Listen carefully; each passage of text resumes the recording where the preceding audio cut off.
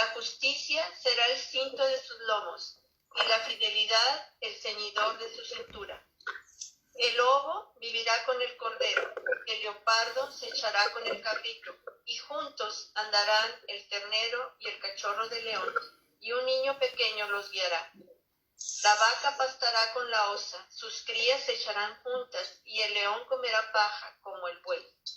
Jugará el niño de pecho junto a la cueva de la cobra, y el recién destetado meterá en el nido de la víbora. No hará ningún daño ni estrago en todo mi monte santo, porque rebosará la tierra con el conocimiento del Señor, como rebosa el mar con las aguas. Amén. Amén. Amén. A continuación, hermanas, vamos a tener el mensaje en esta mañana titulado Jesús, la verdadera esperanza de la salvación. Y estará a cargo de nuestro hermano, el pastor Ricardo Aquino. Bienvenido, hermano. Muchas gracias, hermanas. Muchas gracias a la Sociedad Femenil que nos ha permitido participar en más de una ocasión. Hemos estado con ustedes y ha sido un privilegio, hermanas, en cada ocasión, y no lo es menos esta ocasión. Quiero agradecerles que con el favor de Dios podamos conectarnos para esta oportunidad, compartir la palabra de Dios. Y no quiero distraerles mucho en mayores saludos. A todas les mandamos un abrazo entrañable y cariñoso en el nombre de nuestro Señor Jesucristo, por supuesto. Pero quiero enfatizar, quiero volver al pasaje que acaba de leer nuestra hermana y que ha sido tan claro en sus contenidos como lo fue en la época del profeta Isaías. ¿Qué es lo primero que viene a nuestra mente cuando escuchamos el lobo vivirá con el cordero, el leopardo se echará con el cabrito, y juntos andarán el ternero y el cachorro del león, y un niño pequeño los guiará? La vaca pastará con la osa, sus crías se echarán juntas, y el león comerá paja como el buey. Jugará el niño de pecho junto a la cueva de la cobra, y el recién destetado meterá la mano en el nido de la víbora. No harán ningún daño ni estrago en todo mi monte santo, porque rebosará la tierra con el conocimiento del Señor, como rebosa el mar con las aguas.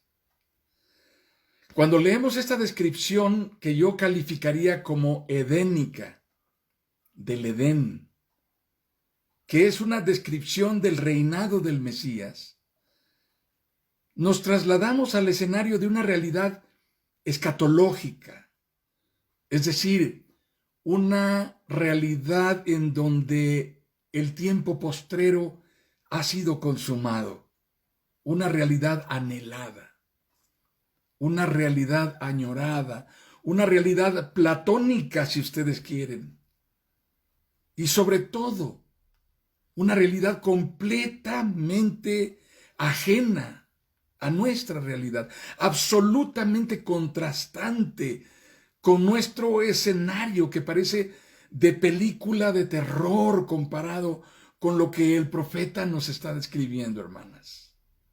No tiene nada que ver con lo que describe Isaías y lo que nos rodea y estamos viviendo. Por supuesto que hay en lo que escribe y predica el profeta Isaías una intención de revelación de la tragedia fotografiada en nuestra realidad, una intención de revelación, una forma de confrontación con nuestra desesperanzadora realidad. Se trata de dejarnos ver en unas breves líneas la beatitud, la belleza excelsa de lo que debió ser y no fue. La paradoja de la caída, el privilegio del que fuimos arrojados y al que no se nos permitió volver, según Génesis capítulo 3. No somos bienvenidos en el Edén, en nuestro estado caído, separados de Dios, rasgados de la condición original en que fuimos hechos, a imagen y semejanza del Creador. No somos bienvenidos en el Edén. Esto debió ser sumamente revelador en tiempos del profeta Isaías, extremadamente confrontador, porque los tiempos en los que vivió el profeta Isaías fueron tiempos de adversidad, tiempos que desembocaron en cambios drásticos, repentinos, tiempos confusos y convulsos. Acababa de suceder, recuerdan Isaías capítulo 6, la muerte de un rey que había sido una gran figura. Reinó largamente y que a la postre derivó en ruina y fracaso. Pero ruina y fracaso provocadas por el pecado, por su condición interior. Y todo eso trajo consigo al corazón de la nación temor e incertidumbre. Déjenme narrarles la historia de segundo libro de Crónicas, capítulo 26, versículos 14 al 23, en donde está la historia de Usías, el rey del que habla el profeta Isaías en el capítulo 6. A ese ejército, dice segundo de Crónicas 26, 14. Usías lo dotó de lanzas, escudos, cascos, corazas, arcos, ondas. Construyó en Jerusalén unas máquinas diseñadas por hombres ingeniosos y las colocó en las torres y en las esquinas de la ciudad para disparar flechas y piedras de gran tamaño. Con la poderosa ayuda de Dios, Usías llegó a ser muy poderoso y su fama se extendió hasta muy lejos. Sin embargo, cuando aumentó su poder, Usías se volvió arrogante, lo cual lo llevó a la desgracia. Se rebeló contra el Señor, Dios de sus antepasados, y se atrevió a entrar en el templo del Señor para quemar incienso en el altar. Detrás de él entró el sumo sacerdote Azarías con 80 sacerdotes del Señor, todos ellos hombres valientes, quienes se le enfrentaron y le dijeron: no corresponde a su majestad quemar el incienso del Señor. Esta es función de los sacerdotes, pues son ellos los que están consagrados para quemar el incienso. Salga usted ahora mismo del santuario, pues ha pecado y así Dios el Señor no va a honrarlo. Esto enfureció a Usías, quien tenía en la mano un incensario listo para ofrecer el incienso, pero en ese mismo instante, allí en el templo del Señor, junto al altar del incienso y delante de los sacerdotes, la frente se le cubrió de lepra. Al ver que Usías estaba leproso, el sumo sacerdote Azarías y los demás sacerdotes lo expulsaron de allí a toda prisa. Es más, él mismo se apresuró a salir, pues el Señor lo había castigado. El rey Usías se quedó leproso hasta el día de su muerte. Tuvo que vivir aislado en su casa y le prohibieron entrar en el templo del Señor. Su hijo Jotán quedó a cargo del palacio y del gobierno del país.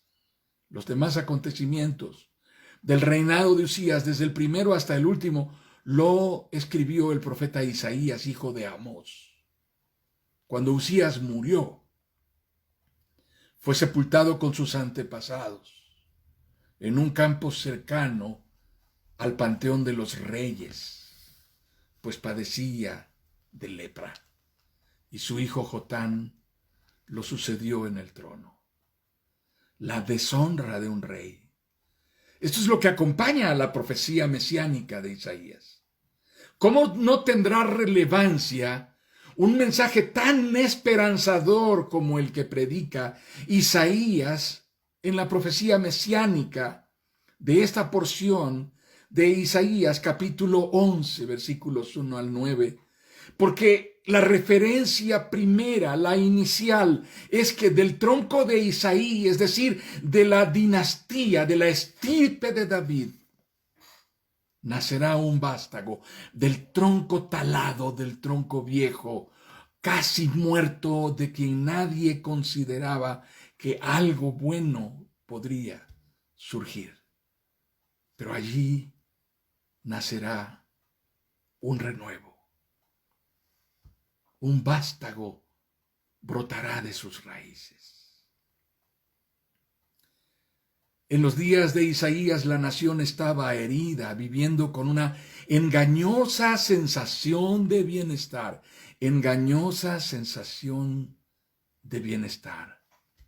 pero con vidas llenas de dudas, sin la capacidad de poner orden ni siquiera en lo esencial.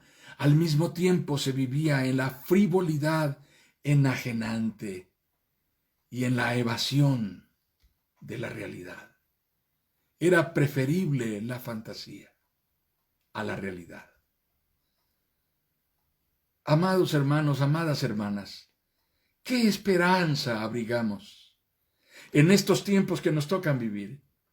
¿Cuál es la esperanza de la que nosotros estamos asidos en estas circunstancias? Unos anhelan que todo vuelva a la normalidad. ¿Quién sabe de qué manera? Pero el anhelo es que todo vuelva a la normalidad pronto.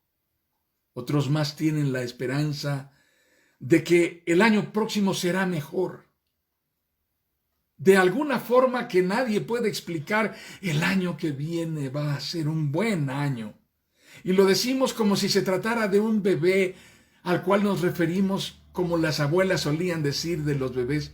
Ese bebé trae su torta bajo el brazo. No falta quien espera que alguien, quién sabe quién, puesto en algún sillón de poder, venga a solucionarnos la vida con alguna forma de beca, con alguna forma de pensión, con alguna forma de auxilio, de asistencia, de ayuda, de... ¿Cuál es la fuente de nuestra esperanza? ¿Cuál es la fuente de nuestra esperanza? De la esperanza, la fuente de la esperanza en donde el mundo se nutre y se fortalece. ¿Cuál es la fuente de la esperanza en donde el mundo se alimenta y haya aliento? ¿Qué de lo que estamos viendo, qué de lo que estamos oyendo nos comunica verdaderamente un poco de certidumbre y esperanza ahora? El estado interior del ser humano nos revela que la humanidad, así vista globalmente como ahora la humanidad vive, en la globalización, en la estandarización de todos los gustos, en la estandarización de todas las preferencias, en la estandarización de todos los sistemas, en la estandarización de todas las fuentes de certidumbre. La humanidad clama y agoniza en su necesidad por una apremiante, urgente redención. Esto es porque el estado del ser humano es una evidencia de su condición natural caída, condenada y rasgada, rota, separada de Dios. Nada absolutamente de lo que oímos, de lo que vemos, de lo que alcanzamos a concluir, tiene en ninguna manera la capacidad de darnos un verdadero aliento. Supe de un pastor en estos tiempos críticos de pandemia, precisamente en la circunstancia en la cual alguien se entera de que un nuevo amigo, familiar o conocido, un miembro de la iglesia se contagió, y este pastor se entera de que su consiervo, el pastor de la iglesia de ahí adelante, también se contagió y está comenzando a tener insuficiencia respiratoria, y va y lo visita, y no teniendo mucho más que decir, quizá cansado de todas las visitas que ha hecho o de todas las llamadas que ha hecho y de todas las cosas que se ha enterado de gente que se ha enfermado, por todo comentario no acierta más que a decirle: Oye, ¿sabes quién también se está muriendo? Parece absurdo y ridículo que lo que estamos contando en nuestros tiempos es el número de muertos, el número de contagiados. La cuenta actual que la nación tiene todos los días en conciencia es el índice de los que están incrementando esa masa humana de los que se están yendo. Cuando se trata de ir al mundo con un mensaje que pueda traer paz y aliento, un mensaje que pueda traer esperanza, ¿qué es lo que les diríamos? ¿Qué les dirías, hermana? Lee tu Biblia. Ve al templo. Conéctate con los cultos virtuales todos los domingos. Conéctate con los estudios bíblicos. Habla con mi pastor. Estos son los mensajes más comunes que las personas cristianas estamos mandando por WhatsApp. La manera en que tratamos de comunicar un poco de esperanza, tal vez lo más lejos que llegamos es decirle a alguien, oraré por ti. La profecía de Isaías nos habla de un acontecimiento que está por cumplirse y que sacudirá de manera impactante la historia. El devenir de los aconteceres se va a ver colapsado por esto que está sucediendo, de lo cual habla el profeta Isaías. De manera que todo sufrirá un cambio radical. Del tronco de Isaí brotará un retoño, un vástago nacerá de sus raíces. El Espíritu del Señor reposará sobre él, espíritu de sabiduría y de entendimiento, espíritu de consejo y de poder, espíritu de conocimiento y de temor del Señor. La misión del Mesías está caracterizada, está marcada, está asignada por esta inclinación hacia Dios. Espíritu de conocimiento y de temor del Señor. El mundo en el que vivimos no conoce a Dios. El mundo en el que vivimos no tiene temor de Dios. Así que ahora el mundo será testigo de la forma portentosa en la que Dios suele hacer las cosas. No solo con el propósito de que admiremos lo que Dios hace, no solo con el propósito de revelarse para que le conozcamos, no solo con el propósito de que sea notorio que es Dios quien lo está haciendo, sino con el propósito de consumar lo que Él determinó hacer desde la eternidad, que es la especialidad de Dios, la salvación, y que Dios pactó en el consejo de la Trinidad desde la eternidad. ¿Realmente quién cree esto? ¿Hemos sido capaces de comunicar esta forma de certidumbre y esperanza para el mundo? A veces pensamos en los misioneros que van a países distantes, no sé, mencionar alguno lejos, Zimbabue, no sé, quizá Siberia, el que ustedes quieran, cualquiera que ustedes crean o hayan notado que está lejos, lo suficientemente lejos como para que sea encomiable que alguien vaya a predicar hasta allá, dejando todo, desarraigándose de su entorno y se va de misionero lejos. posible que alguien sería admirable solo con hacer algo parecido a eso, desarraigarse e irse a vivir y plantarse para predicar el Evangelio de Jesucristo, no en Siberia, no en Zimbabue, no sé, en un lugar así tan distante. Bastaría con que lo hiciera en una colonia marginal, de esas que quedan perdidas en las orillas de la ciudad, de la gran urbe, Monterrey. De esos barrios de miseria en donde casi nadie sabe que hay alguien viviendo entre la basura. Y existen, hermanas.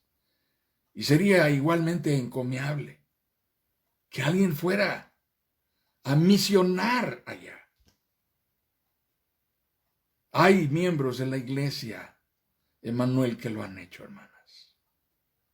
Y lo han hecho por décadas.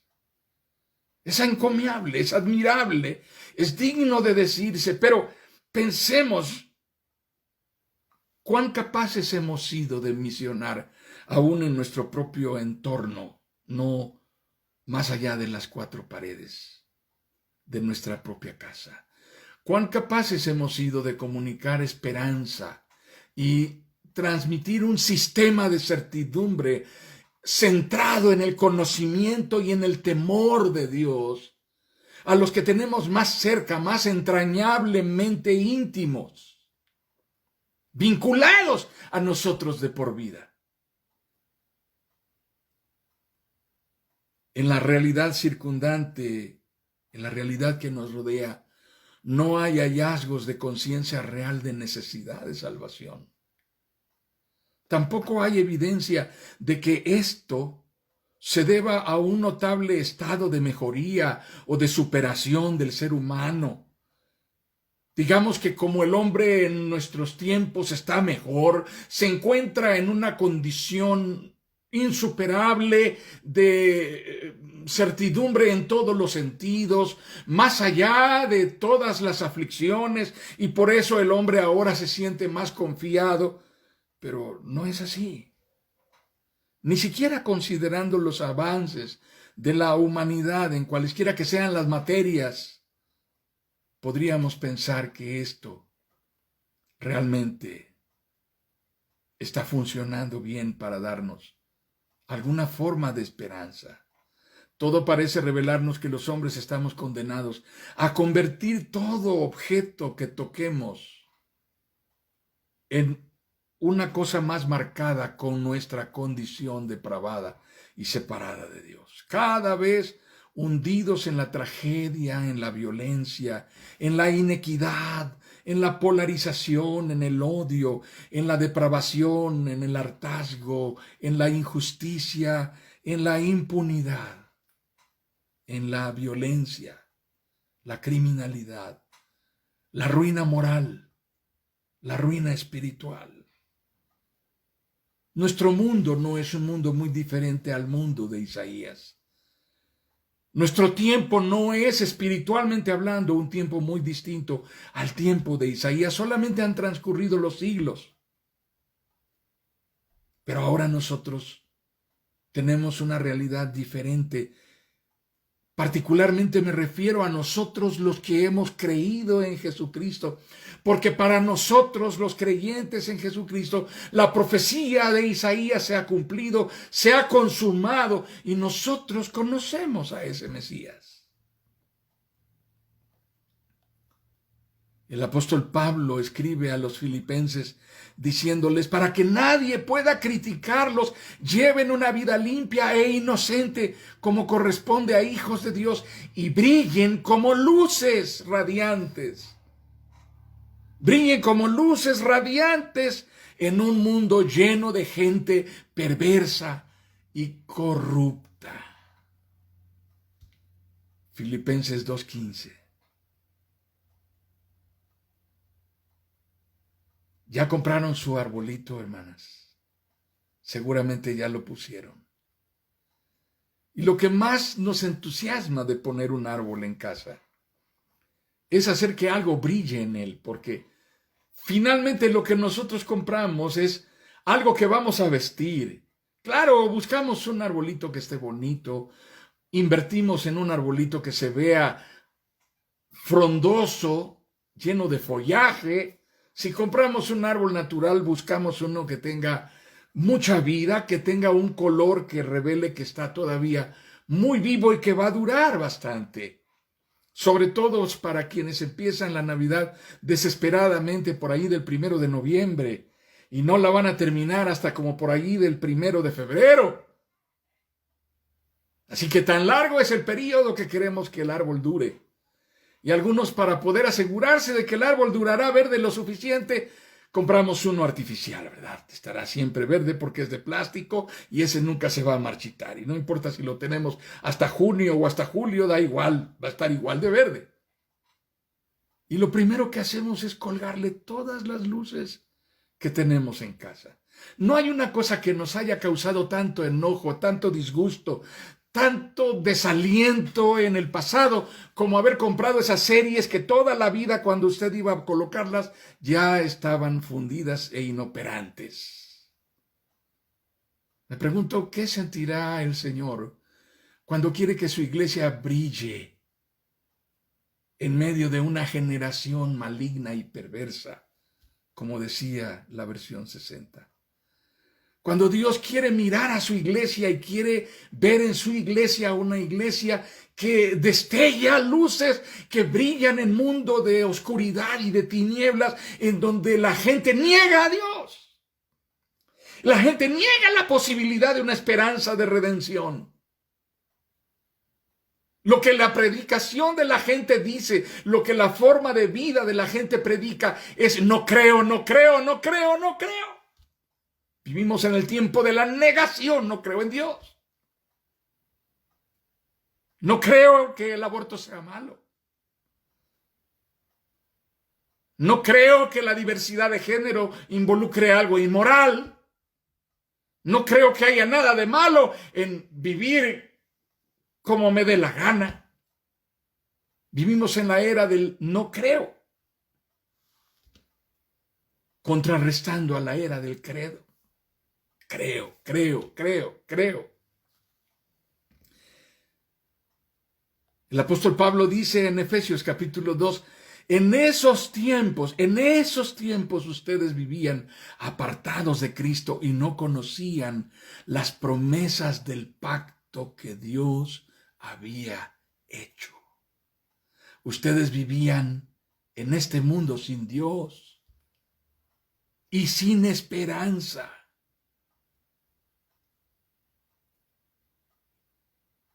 Qué preciosas las palabras del profeta Isaías, tiempo después del capítulo 11. Me refiero a Isaías capítulo 26.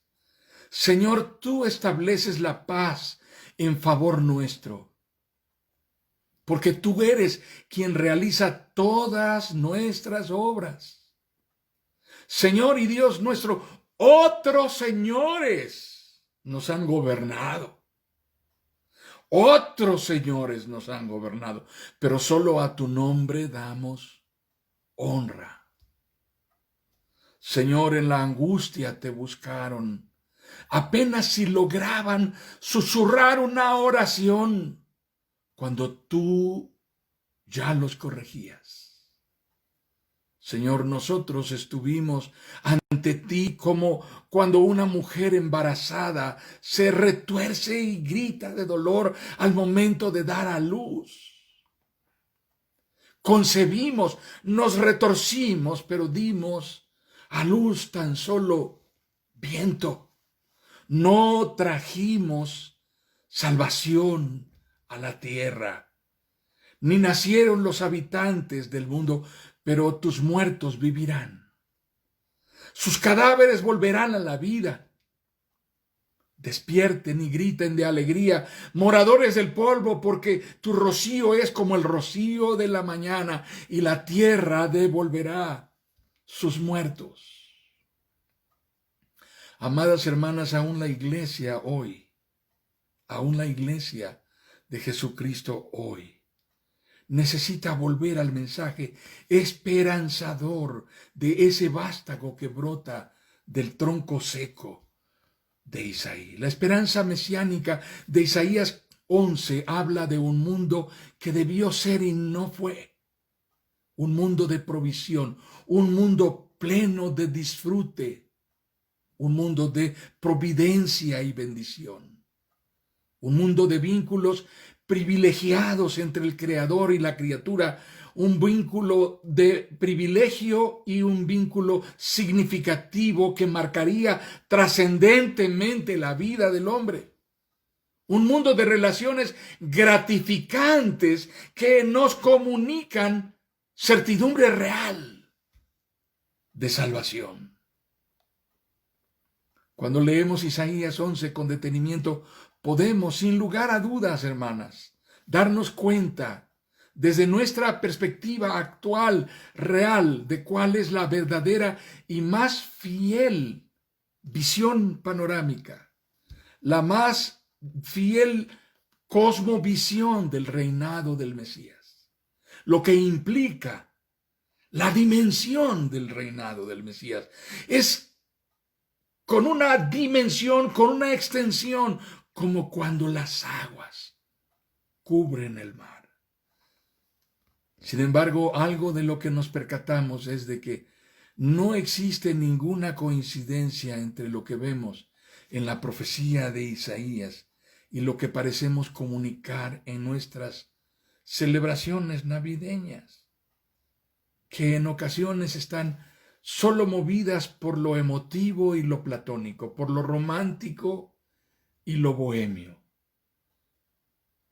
Aún entre cristianos, pareciera que lo que añoramos de las Navidades son los dramas que no podremos hacer, las poesías y los coros, los himnos en la congregación, el culto de Nochebuena y todas estas cosas que son hermosas.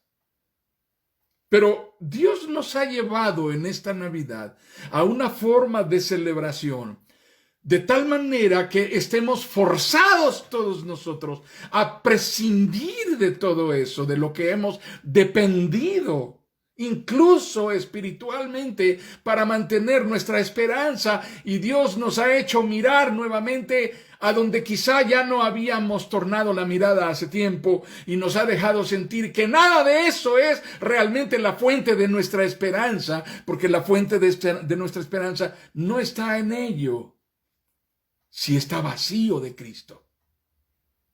La fuente de nuestra esperanza está en Él. Isaías 11 se refiere a un régimen, un orden, un sistema cuya estructura está construida en torno al Mesías. Nuestra esperanza es Cristo. Nuestra esperanza está construida y se consuma en torno al gobierno y a la autoridad que emanan de este Mesías Salvador, al que le asiste la potestad de imponer su soberanía.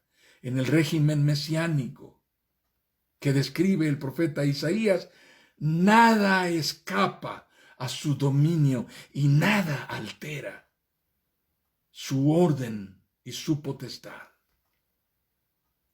En Isaías capítulo 11, el Mesías Salvador ejerce tal soberanía que Él se constituye en Señor de la historia. Dios glorioso, soberano. La característica peculiar de este reinado del Mesías, conforme a la profecía, es que todo está determinado por los valores de equidad, justicia, bondad, paz, nobleza y generosidad. Isaías 26 dice: en aquel día se entonará esta canción en la tierra de Judá. Tenemos una ciudad fuerte, como un muro, como un baluarte. Dios ha interpuesto su salvación. Abran las puertas para que entre la nación justa, que se mantiene fiel. Al de carácter firme lo guardarás en perfecta paz, porque en ti confía. Confíen en el Señor para siempre, porque el Señor es una roca eterna. nuestra tendencia a localizar, a ubicar, a radicar y establecer lo que anhelamos, lo que preferimos, lo que buscamos, aquello por lo cual luchamos y nos esforzamos por conseguir como la fuente de nuestra constante motivación por la esperanza. Y sin embargo, cuando lo tenemos, cuando lo alcanzamos, todo es tan frágil, tan vulnerable, tan pasajero, tan efímero, lo que sea, posición o estatus, bienes, logros, éxito, relaciones, personas, cónyuge, hijos, familia, cualquiera de las cosas en las que esté construido nuestro sistema de certidumbre, con qué facilidad puede verse amenazado. Cuando todo eso se derrumba, nuestro único sistema de certidumbres podrá encontrarse absolutamente en crisis. Se derrumbará con ello. Estaremos en el borde del precipicio. Así que nuestra esperanza, hermanas, no está en el mundo, nuestra esperanza no radica aquí, no tenemos nada que anhelar o codiciar, nada por lo cual nos sintamos motivados a vivir con absoluta rendición y entrega, porque nada de eso está aquí, nada de lo que está aquí merece que vivamos de esa manera, nada nos pertenece, nada nos llenará, porque nada de esto podremos llevarnos cuando llegue la hora de entregar los tenis e irnos, y nada será absolutamente seguro, permanente e inamovible. Nuestra única y más auténtica esperanza de la salvación está en Cristo. Sí, es Cristo. Es Cristo. En Él radica, en Él reside, y en la encarnación de Jesucristo está fundada absoluta y plenamente en la humanidad completa de Jesucristo. Es Dios hecho hombre, es la pléroma, la plena y climática manifestación de la completud de la gloria y la majestad de Dios visible en Él, en Jesucristo, a quien el Padre constituyó en el clímax de la revelación de todos los tiempos. Quiero concluir con la lectura de esta porción de Hebreos capítulo 1. Dios, que muchas veces y de varias maneras habló a nuestros antepasados, en otras épocas por medio de los profetas, en estos días finales nos ha hablado por medio de su Hijo. A éste lo designó heredero de todo, y por medio de él hizo el universo. El Hijo es el resplandor de la gloria de Dios, la fiel imagen de lo que Él es, y el que sostiene todas las cosas con su palabra poderosa. Después de llevar a cabo la purificación de los pecados, se sentó a la derecha de la majestad de las alturas. Se sentó a la derecha de la majestad en las alturas. Hebreos 1, 1 al 3. Hay muchos grandes temas y asuntos que importan de manera significativa en las Escrituras, pero ninguno ocupa el centro de la atención y ningún otro asunto es tan enfáticamente señalado en la revelación como no sea este, que apunta a Jesucristo con tanta y con tan puntual claridad, con tanta precisión, categoría y radicalidad, convirtiendo este asunto, la redención consumada por Jesucristo, en el asunto bíblico y más aún en el asunto del más prioritario y apremiante interés cristológico. No para la curiosidad del ser humano, sino para el soberano y más glorioso propósito de Dios. Cuando se cumplió el plazo, Dios envió a su Hijo, nacido de una mujer, nacido bajo la ley, para rescatar a los que estaban bajo la ley, a fin de que fuéramos adoptados como hijos. Ustedes ya son hijos. Dios ha enviado a nuestros corazones el espíritu de su Hijo que clama, Abba, Padre.